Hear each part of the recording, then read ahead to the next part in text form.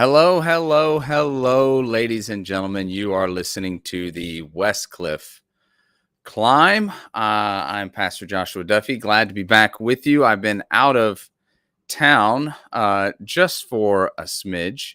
Um, so it's good to be back. Sorry for those of you that I've missed out on. I know a few of you reached out to me about what was the deal. Ended up going out of town and wasn't something we're necessarily expecting. I had invested in a trip roughly, my goodness, almost 3 years ago, and had to put it off due to COVID. And I pushed it off every 6 months. I have to move it out another 6 months, move it out another 6 months because I did not want to risk being stranded upon testing positive in another country. So I kept pushing it out, booked it in 19. And before I could push the trip out another 6 months, literally 10 days before our most recently updated itinerary schedule went out, the United States dropped any and all restrictions on pre-boarding departure from out of the country back into the United States, which is another way of saying all of my excuses were gone. So at that point, I had to get my act together. This particular country said, hey, we've put this off for more than 2 years for you. You can either now take advantage of what you have given us money for or by the end of August, or you will lose everything. And so we very quickly had to pull together a trip. It was out of town. It was fantastic. It was to a certain degree spontaneous, which I love, which my wife did not. But once we got there, we had a blast. So while I'm in another country, I am gone no more than 4 days. And then I discover that Roe v. Wade is flipped upside down on its ear, creating no shortage, I'm quite certain, of chaos here in the United States. And then a firestorm of debate, of course, across the country and the world. Now, granted, what the discussion really is pushing it back to the states.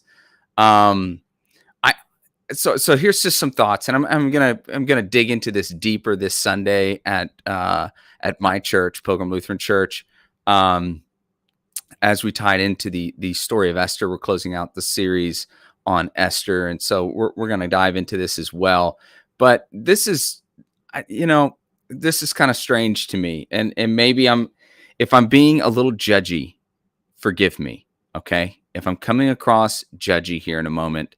Because I know the gap of my understanding and all understanding is motive. So I want to try my best not to ascribe motive to what I'm seeing. It's just kind of a gut like feeling that I have, and maybe you feel it too. Maybe I'm off. I don't know. Okay. I'm a guy talking in front of a green screen.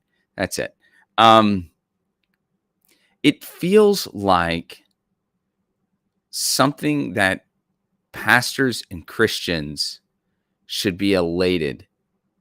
It feels like even when something like this, that's pretty amazing, just happened, we I don't know. It's almost like it feels like we're almost halfway apologizing for it, or I don't know what that is. It's the only way I can seem to put it into words. We're like cautiously thankful. I don't know what it is. It's a bizarre thing in our culture. And I don't know if that's because the Christian church or Christians are more and more divided on this issue.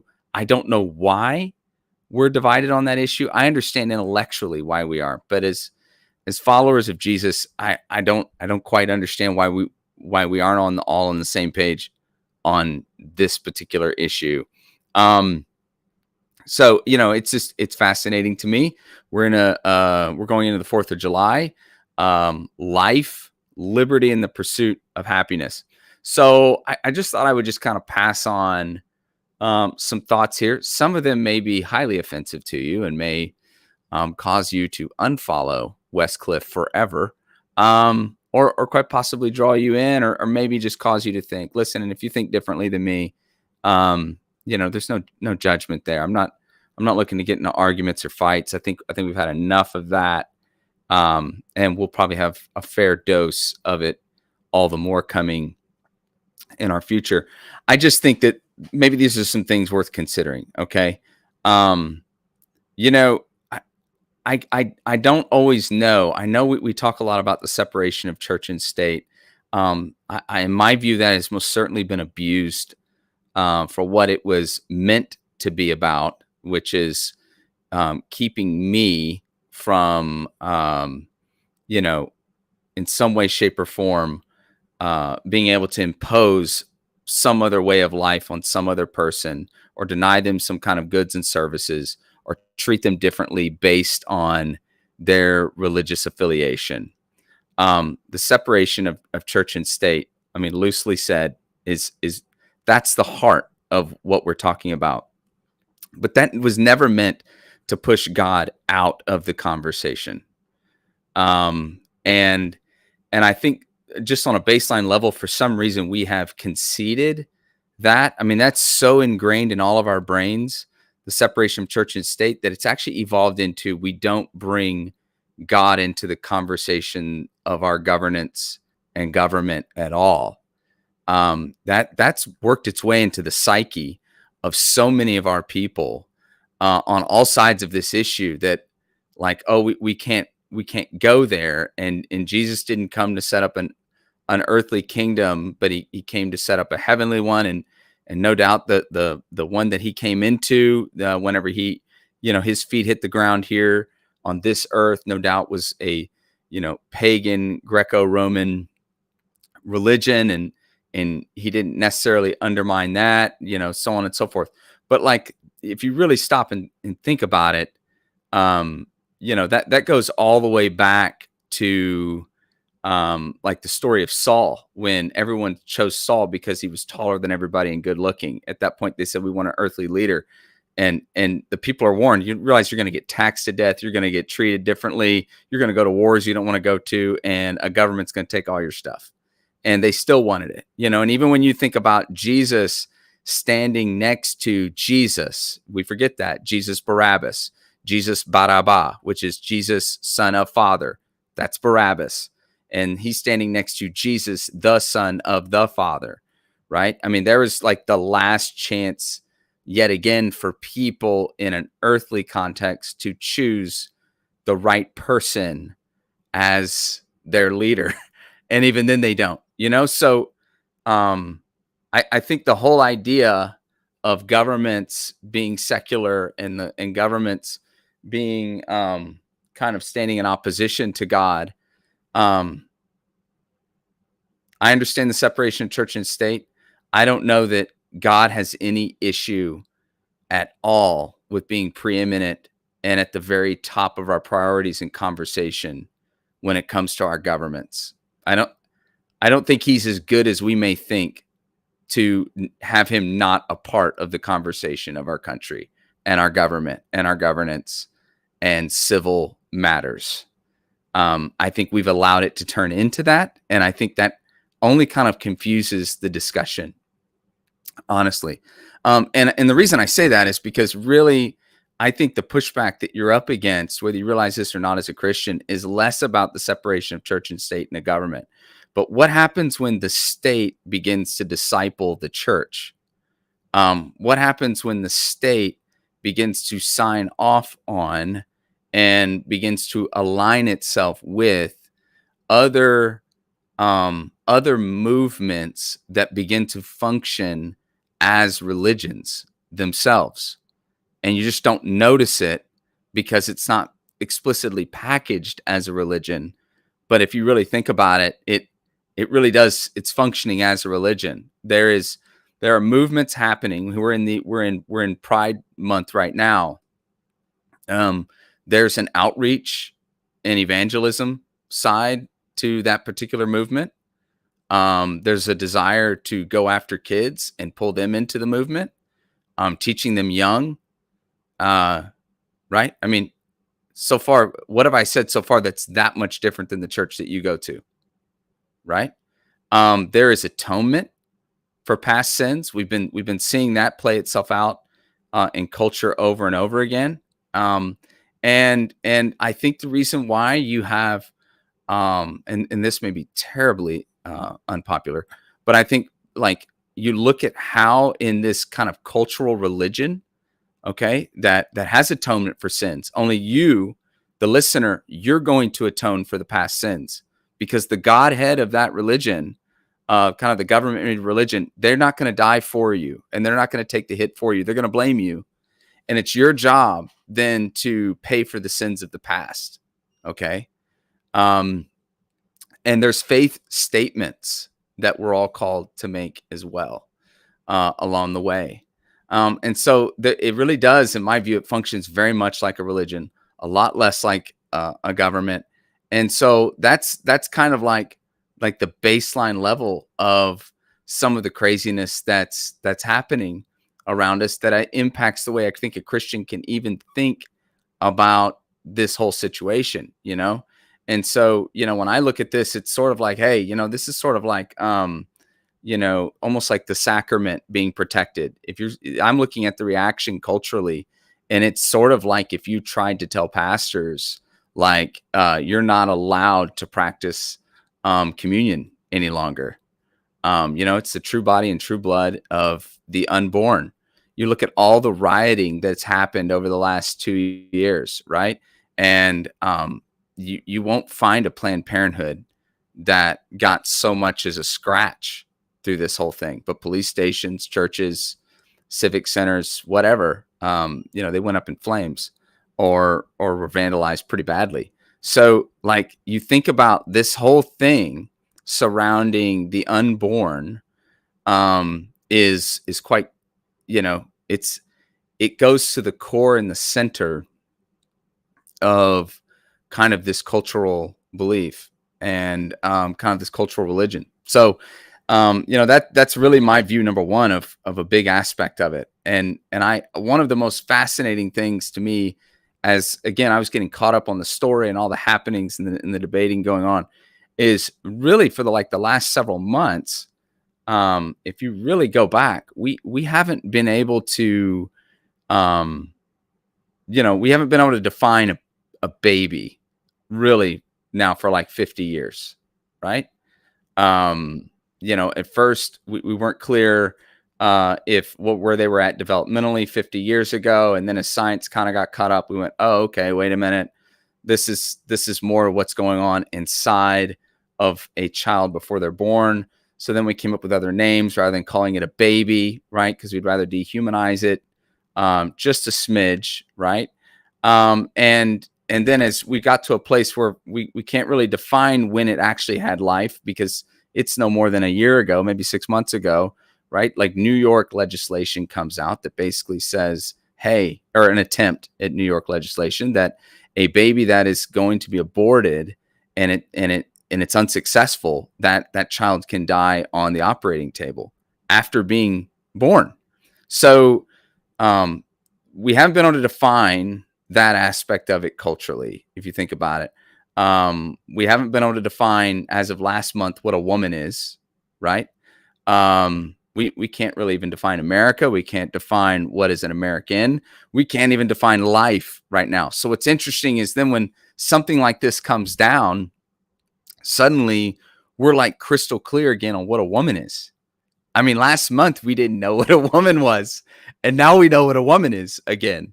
So like, this is kind of this is the whole bizarre nature of this thing that you're up against as followers of Jesus. That's really only designed to just kind of confuse folks. Like, that's the whole point. That's the whole goal.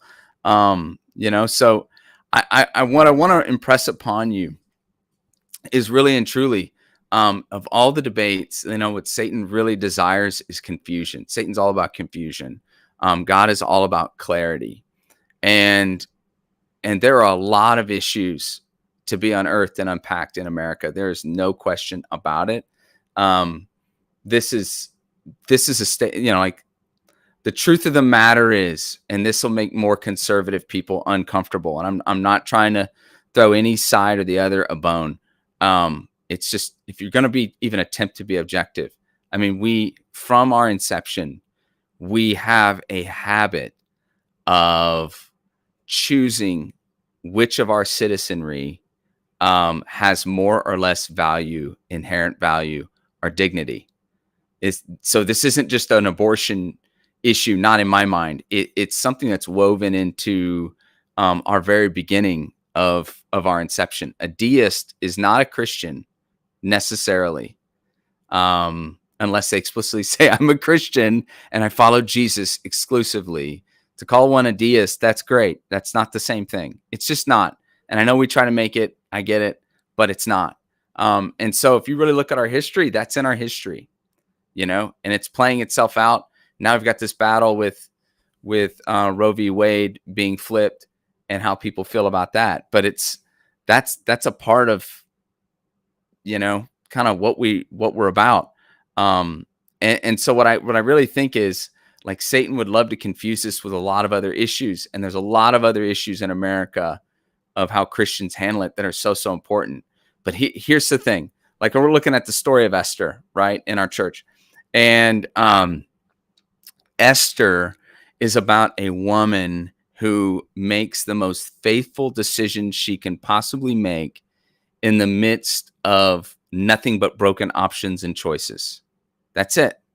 It's about God using the broken shards of a destroyed perfect will, intent, and design that sin destroyed, and now kind of putting and piecing together a mosaic in absolute perfection in a way only God can. And so what am I saying? I'm saying that something like Roe v. Wade is about making the most faithful reality out of nothing but broken options. Because the fact of the matter is, there will be abortion moving forward.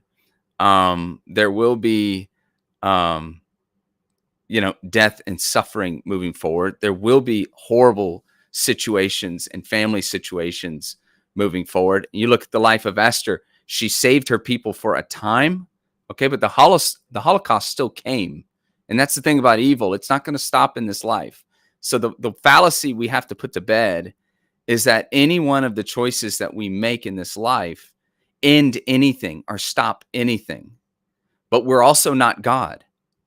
So see, we tend to fall into one of two camps. It's no good. And the one camp is, like, I'm making this decision because I think this decision, or I'm behind this. So, if you're pro flipping this thing upside down, which I dig what happened, but it's not going to end hardship, pain, and suffering. I will say that there's no nation that I can think of that, whenever it sacrificed their most innocent amongst them, that eventually isn't judged. That's just a fact. If you don't see the value of something when it is 6 weeks old, 6 pounds, 3 ounces in the womb, you won't see the value of it when it's 6 foot, 3 inches tall. It either has intrinsic value or it doesn't, right? So one issue is, like, we can fall into the fallacy that any one of these things can end or solve. It won't end or solve. But then the other end of the argument with some Christians is actually, it's, to be honest, is the thinking we can play God. We're going to give people these choices, and in making these choices, it's tough, life or death. But here's the situation, and I've had people tell me that. Well, I know of scenarios that were so bad that this is the best option. Well, we're not nihilists. We're not. That's nihilistic Christianity, which is an oxymoron, right? So it's going to come down to trusting God in his word. The world is a terrible place. What is the most faithful thing we can do with the time that we have on this earth, So I say all that to say, all of this that's happened, and I really believe this is really all connected. This is a first step for Christians out there who are really pleased with the decision that's come down. No doubt, our pregnancy centers and the work that's being done and started by faithful followers of Jesus must continue. The other discussions about life and the dignity of life of our citizens and our people outside of the womb, walking around as full grown adults, don't become any less important. In fact, they become just, if not more important now. And all of this stuff is tied together and connected together. Um, and I do think that this is a beautiful a beautiful thing that's happened. I'm amazed that it happened. Thank God that's it, but it's only a first step. We're not in the position to rule the world. We're not God. We don't hold all things in the palm of our hand. The way that I view this is about being faithful as one can be. I think it's a faithful thing that happened. And so I ask for those of you that are on all different sides of it. I hope that your dialogue with one another can be um, grace filled and open minded. There's no doubt there's people listening that would disagree with me. That's fine. Um, but that we can have an open exchange of ideas. Um, you know, so I think that's worth considering. I like what here's Mark Junkins says simply. I hope that at the very least, society focuses more on mutual responsibility for children, both parents assuming responsibility for the consequences of their pleasure. This only makes our community stronger. Children are a blessing. We should treat them as such. Mark, thank you, brother, for chiming in, man. Appreciate that. And that's so true. There's so many facets to this as well. That children really are a gift given to us by God. And that just can't be lost. That's something that's really happening in our country as well. Is that we tend to do things not for children, but to children. We see that in this issue. We see it in our schools. We see it in our society. And so a lot to unpack, but I hope that Christians, guys, I hope you can just at some point flip the page that you got to be proud of the God that you serve. Be bold about the God that you serve. Um, when you're blessed with something that is momentous like this, that you don't need to be ashamed of it. You don't need to gloat and shove it in everybody's face. But at the same time, you should thank God for what happened. Okay. It's a good thing that happened. Um, and we can move forward with dignity and respect. But at the same time, this is a good thing. And where people disagree, and that's okay.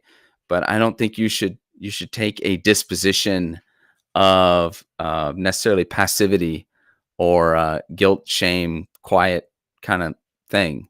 The enemy, the side of culture and society that hates Christianity, hates Christians, hates God, has no issue with abortion whatsoever.